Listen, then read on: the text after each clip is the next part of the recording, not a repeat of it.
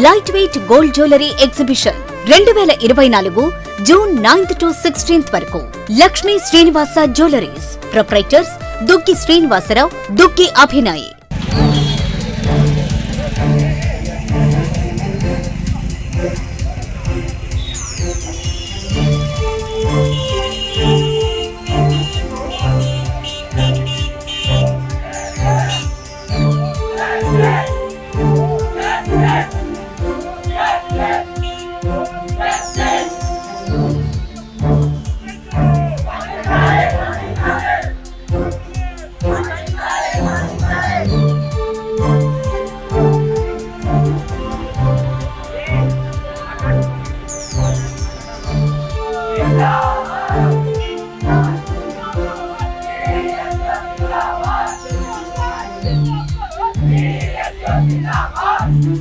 ఈరోజు దేశవ్యాప్తంగా సంచలనం సృష్టిస్తున్నటువంటి నీట్ పేపర్ లీకేజీని నిరసిస్తూ పీడీఎస్ ఖమ్మం జిల్లా కమిటీ ఆధ్వర్యంలో నరేంద్ర మోడీ ప్రభుత్వాన్ని దిష్టిబొమ్మ దగ్ధం చేయడం జరిగింది. సందర్భంగా మీ ప్రభుత్వాన్ని కానీ నీట్ అధికారులు కానీ మేము ఒకటే ప్రశ్నిస్తున్నాం. అయా, పేపర్లలో అత్యధికంగా సుమారు 60 నుంచి 70 మందికి పైగా కూడా విద్యార్థులకి మెరిట్ ర్యాంక్ రావడం అనేది అసాధ్యమని చెప్పేసి నీట్ నిపుణులు ఎవరైతే ఉన్నారో చాలా మంది చెప్తున్న పరిస్థితి కనిపిస్తూ ఉంది.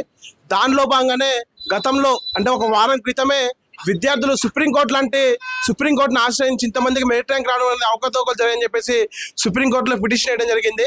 స్పందించినటువంటి పిటిషన్కి సుప్రీంకోర్టు వెంటనే ఎవరైతే మెరిట్ ర్యాంకులు వచ్చాయో, మెరిట్ మార్క్స్ వచ్చాయో వారికి రీ ఎగ్జామ్ కండక్ట్ చేయాలని చెప్పేసి కూడా వారు ఒక ఆర్డర్స్ని జారీ చేయడం జరిగింది జడ్జిమెంట్ ద్వారా.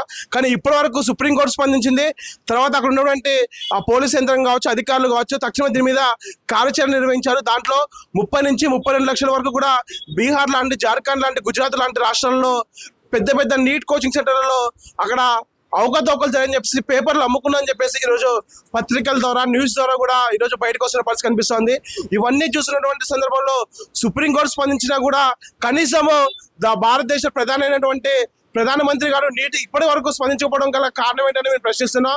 ఆ రాష్ట్రాలు బీజేపీ ప్రభుత్వం అధికారంలో ఉంది కాబట్టి వారి ఆధ్వర్యంలో అవకతవకలు జరిగాయని చెప్పేసి మీరు స్పందించలేదని చెప్పేసి సూటిగా సుమన్ టీవీ ద్వారా మేము ప్రశ్నిస్తున్నాం. తక్షణమే అధికారులు ఎవరైతే ఉన్నారో వారి మీద కఠిన చర్యలు తీసుకోవాలి. అదేవిధంగా నీట్ నిర్వహణలో వివాదాస్పదంగా మారినటువంటి నీట్ నిర్వహణ అనేది అనేక రోజుల నుంచి కూడా రాష్ట్రాల్లోనే ఎంసెట్ లాగా ఆ ప్రాంత రాష్ట్రాలకే ఎగ్జామ్ నిర్వహించే పవర్స్ అందించాలని చెప్పేసి కూడా అనేక రాష్ట్ర ముఖ్యమంత్రులు కూడా ప్రకటన చేసిన పరిస్థితి కనిపిస్తూ ఉంది. దీని మీద నిరంతరం తమిళనాడు రాష్ట్రంలో నిరంతరము పోరాటం చేస్తున్న పరిస్థితి కూడా కనిపిస్తూ ఉంది. ఇటువంటి నిర్వహణ అవకతవకల్లో కూడా ఇటువంటి జరగకుండా ఉండాలంటే కేవలం ఇది రాష్ట్రాలకు పరిమితం చేస్తేనే జరగకుండా ఉంటాయనేది పీడీఎస్గా మేము కోరుకుంటున్నాం. అదేవిధంగా ఈ నిర్వహణలో చైర్మన్ ఎవరైతే ఉన్నారో ఆ చైర్మన్ కూడా వాళ్ళని రద్దు చేసి వారి మీద క్రిమినల్ కేసులు పెట్టాలని చెప్పేసి కూడా మేము పీడీఎస్గా డిమాండ్ చేస్తున్నాం. లేని పక్షంలో పెద్ద ఎత్తున ఉద్యమానికి కూడా నిర్వహిస్తామని చెప్పి సందర్భంగా ఈ ప్రభుత్వాన్ని, నీట్ అధికారులందరినీ కూడా ఈ సందర్భంగా మేము వారికి హెచ్చరిస్తున్నాం. ఈరోజు దేశవ్యాప్తంగా నీట్ అనేది చర్చాంశంగా మారిన పరిస్థితి కనిపిస్తూ ఉంది. ఎందుకనంటే ఈ మధ్య కాలంలోనే నీట్ ఎగ్జామ్ అవకతవకలకు గురైన పరిస్థితి ఈరోజు దేశవ్యాప్తంగా మనం చూస్తూ ఉన్నాం.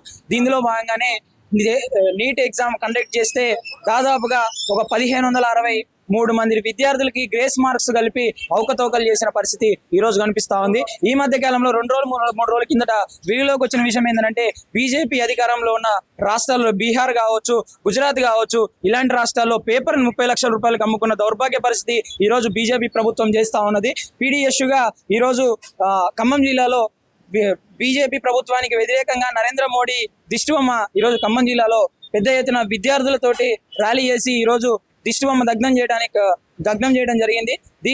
దీన్ని తక్షణమే ప్రభుత్వం కానీ లేదంటే న్యాయ వ్యవస్థ కానీ వీళ్ళపై చర్యలు తీసుకొని ఎవరైతే పేపర్ లీకేజ్ కారకులైన దోషుల్ని తక్షణమే శిక్షించాలని, నష్టపోయిన విద్యార్థులకు న్యాయం జరిపించాలని పీడీఎస్గా మేము డిమాండ్ చేస్తాం.